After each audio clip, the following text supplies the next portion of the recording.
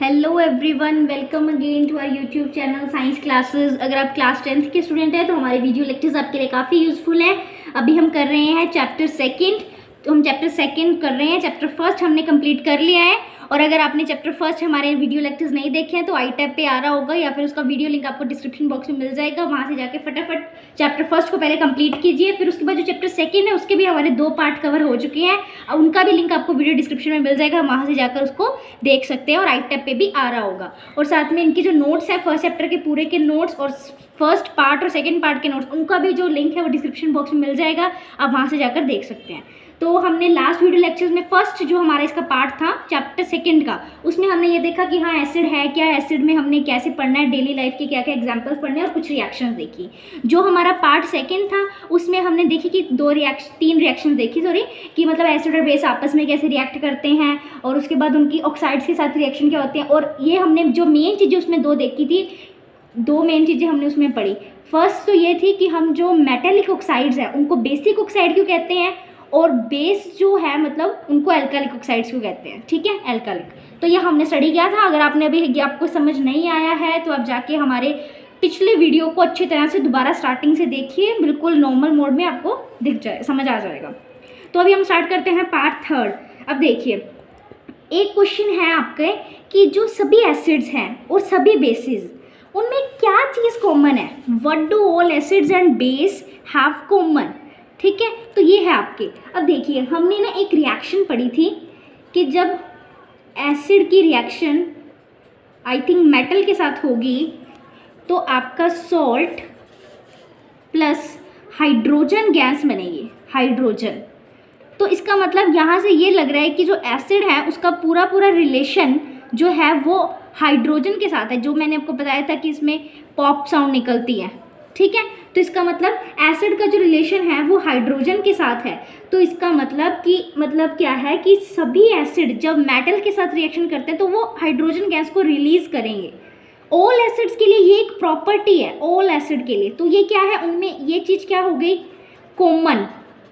जब ये चीज़ कॉमन हो गई है तो इसका मतलब यहाँ से साइंटिस्ट जो थे उन्होंने ये कंक्लूज़न निकाला कि अगर कोई भी सब्सटेंस है, कोई भी आयन है, कोई भी अगर वो H पॉजिटिव को रिलीज़ करेगा, H पॉजिटिव को रिलीज़ करेगा तो वो हमारा एसिड है।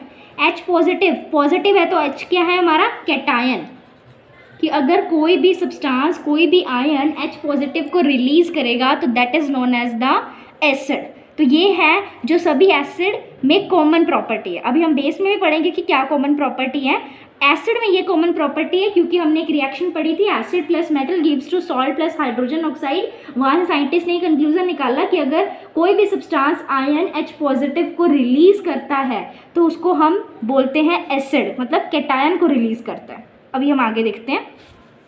देखिए, मैंने आपको ये बताया कि जब भी कोई सब्सटेंस H पॉजिटिव को रिलीज़ करेगा तो उसके हम एसिड बोलते हैं। अब हमने ये देख लिया कि हाँ कोई रिलीज़ करेगा तो जी एसिड है, पर वो जो H पॉजिटिव है जो रिलीज़ होना है वो हमने देखना है कि वो किस फॉर्म में एग्जिस्ट करेगा। अब मान लीजिए आपके पास एसिड है, ये HCl हाइड्रोक्लोरिक एसिड, इसको हम एसिड बोलते हैं। एसिड तो ये तभी बनेगा ना जब ये अपना ये H पॉजिटिव को रिलीज़ करेगा।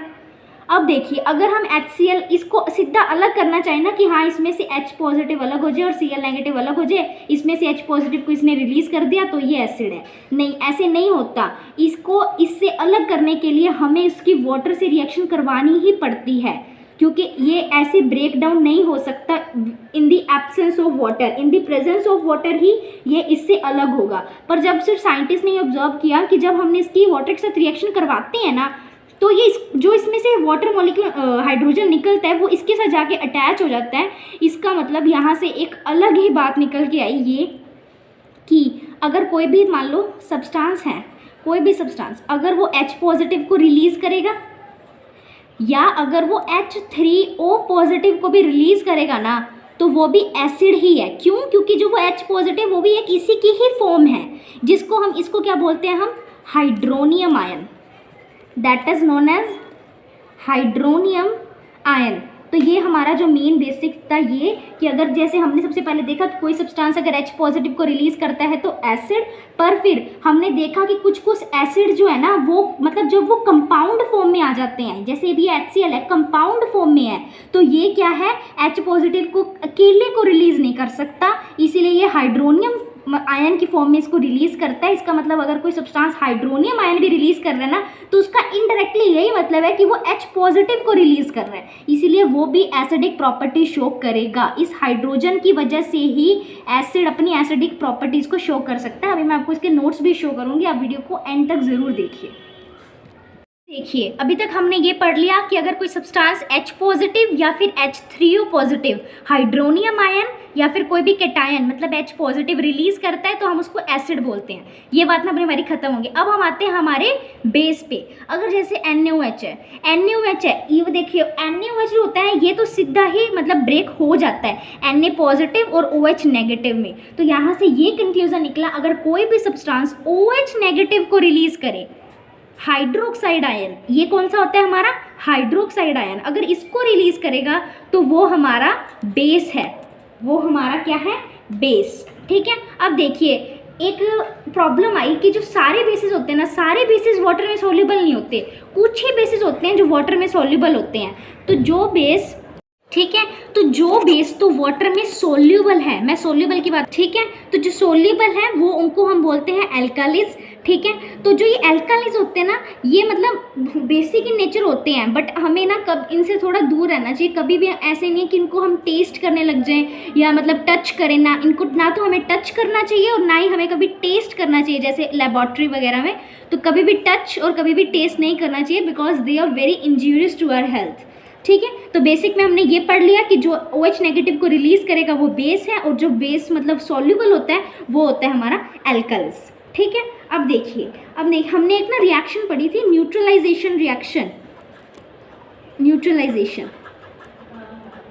अब देखिए हमने एक एक्सट्रैक्ट ये निकाला, हमने एक एक्सट्रैक्ट निकाला कि जैसे H पॉजिटिव को जो रिलीज करे एसिड, जो OH नेगेटिव को रिलीज करे बेस, तो ये दोनों आपस में मिलके क्या बना सकते हैं, वाटर मॉलिक्यूल बना सकते हैं ना, वाटर मॉलिक्यूल। तो इसीलिए हमने क्या लिखा कि अगर मान लो मैंने कोई मान लिया HX कोई एसिड है प्लस MOH कोई बेस है, तो क्या होगा, इसने OH को निकालना है, इसने H को निकालना है, ये मिलके बना देंगे वाटर मॉलिक्यूल और इन्होंने बना दिया MX। तो ये हमारी क्या हो गई, neutralization reaction. This is known as the neutralization reaction. Okay, तो हमने ये पढ़ लिया जो H पॉजिटिव को रिलीज करे हमारे एसिड भाई साहब है, जो OH नेगेटिव को रिलीज करे वो है बेस, आपस में मिलके ये न्यूट्रल प्रोडक्ट वाटर बना लेते हैं। अब देखिए जब ना आप एक्सपेरिमेंट्स वगैरह करेंगे ना, मतलब +1 +2 में आएंगे, हो सकता है कई स्कूल्स तो 10th में भी करवा लेते हैं। जैसे जब भी कोई एसिड है, मान लो ये कोई बॉटल है, इस बॉटल में एसिड रखा हुआ है, ठीक है, एसिड है। अब आपको कहना है कि मान लो आपको क्या बोल दिया कि ये कोई टेस्ट ट्यूब है, इसमें आप थोड़ा सा एसिड डालो, या फिर ये कोई मतलब टेस्ट ट्यूब है, इसमें एसिड है, इसमें आप वाटर मिक्स करो। तो ऐसे नहीं कि कभी कभार सीधा ही उसमें एसिड डाल दिया, नहीं, वो तो बाहर आ जाएगा और टेस्ट ट्यूब जो है वो ब्लास्ट हो सकती है और आपके फेस को भी मतलब बहुत नुकसान हो सकता है। तो इसीलिए एसिड जो है वो, जब एसिड हो या फिर कोई भी बेस हो, स्ट्रॉन्ग एसिड स्ट्रॉन्ग बेस जो कंसनट्रेट की फॉर्म में हो। अब देखिए मैं आपको बताती हूँ, दो चीज़ों की फॉर्म में होता है, एक कंसनट्रेट और एक होता है डाइल्यूट। डाइल्यूट तो वो होता है जिसमें हमने वाटर को मिक्स कर दिया है, अब वो उसमें उतनी पावर नहीं रही है, अगर वो हमारे ऊपर पड़ भी जाएगा तो हमें इतना नुकसान नहीं होगा। पर जो कंसनट्रेट होता है वो होता है उसकी ओरिजिनल फॉर्म में, अगर उसका एक ड्रॉप भी हमारी उंगली में गिर गया ना तो हमारी उंगली में छेद हो जाएगा, आर पार हो जाएगी। ठीक है, तो बहुत इंजूरियस टू हेल्थ है, इसीलिए हमें हमेशा डाइल्यूट फॉर्म में ही एसिड या बेस को रिएक्ट करना चाहिए। और अगर हम वाटर की रिएक्शन एसिड या बेस से करवा रहे हैं तो बहुत ही ध्यान से बस उसको हल्का सा एक ड्रॉप डालो बस, अगर आपने ज़्यादा डाल दिया तो वो स्प्लैश आउट होकर और आपकी जो टेस्ट ट्यूब है वो बर्स्ट हो सकती है। तो ये मैंने बताना था बस आज की वीडियो लेक्चर में। आज हमने कवर किया कि एसिड क्या है, बेस क्या है, साइंटिस्ट ने उसकी क्या क्या डेफिनेशंस दी हैं, और हमारा वाटर से मतलब वाटर जब एसिड में मिक्स करे तो उसको थोड़ा दूर ही रहना चाहिए, और हमारा कंसनट्रेट और डाइल्यूशन क्या होता है, कंसनट्रेट जब वो ओरिजिनल फॉर्म में, डाइल्यूशन जब हमने उसका डाइल्यूट कर दिया। अभी मैं आपको इसके नोट शो करती हूँ। तो तो ये देखिए, what do all acids and all basis have in common. तो हमने पढ़ा था कि जो एसिड है वो हाइड्रोजन गैस को रिलीज करते हैं जब वो मेटल के साथ रिएक्ट करते हैं, इसीलिए जो है हाइड्रोजन जो है वो हमें सब एसिड्स में कॉमन लगी। इसीलिए साइंटिस्ट ने एक कंक्लूजन निकाल दिया कि अगर किसी के पास भी H+ आयन होगा या वो रिलीज करेगा रिएक्शन के टाइम तो उसको हम बोलेंगे एसिड। और जो मतलब एसिड की एसिडिक प्रॉपर्टीज़ का अगर हम रीज़न बोलें तो वो भी हमारा हाइड्रोजन ही है। अब ये देखिए आगे मैं आपको शो करती हूँ। What happens to an acid और base in a water solution, मतलब यही हमने देखा कि अगर HCl की रिएक्शन में वाटर के साथ करवाती हूँ तो मुझे ऐसे नहीं यहाँ पे अलग से H+ मिल जाएगा, ठीक है। तो इसलिए ये इसी के साथ मिक्स हो जाता है, इसीलिए हम इसको बोलते हैं हाइड्रोनियम आयन। तो लास्ट में यही कंक्लूजन निकला। एक minute, okay just a minute, okay. Acid जो है वो मतलब अगर ये कंक्लूजन निकला कि अगर कोई भी एसिड मतलब कोई भी सब्सटेंस अगर वो H+ या H3O+ मतलब हमें देता है वाटर के साथ तो वो हमारा क्या है, acid. Okay, now what happens when a base is dissolved in water, कि मतलब वही कि अगर जब बेस वाटर में डिजॉल्व होता है तो देखिए जब बेस वाटर में डिजॉल्व होगा तो उसका पॉजिटिव और नेगेटिव आयन में वो बिल्कुल स्प्लिट हो जाएगा, ठीक है। तो इसलिए हमने ये कंक्लूजन निकाला अगर कोई सब्सटेंस हमें हाइड्रोक्साइड आयन देते हैं वाटर के साथ तो वो हमारा बेस है, और जो बेस वाटर में सॉल्युबल होता है उसको हम एल्कालीज बोलते हैं। ये देखिए मैंने नोट लगा के इसमें लिखा है कि ऑल बेसिस, सारे बेसिस जो है वो वाटर में डिजॉल्व नहीं होते। एल्काली मतलब उनको एक स्पेसिफिक नेम से बोल दिया कि जो बेस में मतलब जो वाटर में डिजॉल्व होते हैं उनको एक स्पेसिफिक नेम एल्काली से बुलाया जाएगा कि एल्काली एक ऐसा बेस है जो वाटर के साथ डिजॉल्व हो जाता है। They are soapy to touch करने में तो बिल्कुल ऐसे सॉपी से होते हैं, बट नेवर टेस्ट और touch them as they cause harm, हमें उन्हें कभी टच और टेस्ट नहीं करना चाहिए। Next one, this one is the neutralization reaction, ठीक है। न्यूट्रलाइजेशन रिएक्शन ये देखिए कि जब ये इसका मतलब H निकाल दे और ये इसका OH निकाल दे और आपस में मिलकर ये वाटर मॉलिक्यूल निकाल दे और हमारा सॉल्ट मिल जाए, तो ये है हमारी न्यूट्रलाइजेशन रिएक्शन। और ये मैंने इसके ऊपर थ्योरी लिखी है।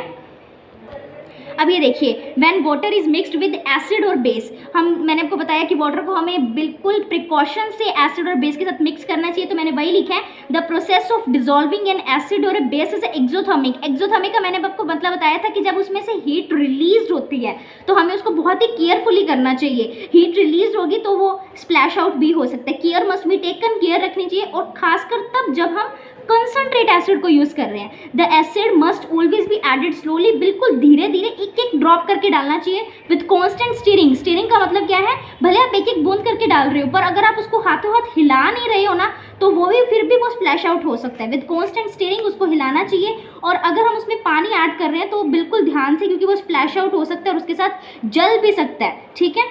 तो प्लीज़ आपको ध्यान से करना अगर आप प्रैक्टिकल वगैरह करो। और ग्लास कंटेनर है वो तो टूट भी सकता है और कांच वगैरह आप पे भी लग सकता है।